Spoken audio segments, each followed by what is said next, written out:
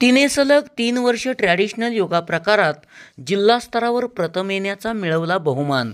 म्हसवड येथे झालेल्या जिल्हास्तरीय योगा स्पर्धेत प्रांजल जितेंद्र साळुंके हिचे उत्तुंग यश। विभागीय स्पर्धेसाठी निवड।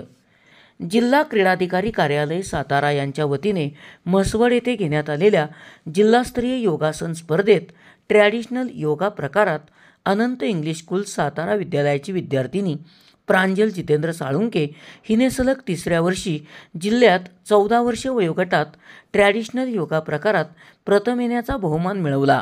तिची कोल्हापूर येथे होणाऱ्या विभागीय योग स्पर्धेसाठी निवड झाली आहे। या यशाबद्दल जिल्हा क्रीडाधिकारी यांच्याकडून तिचा सन्मान करण्यात आला।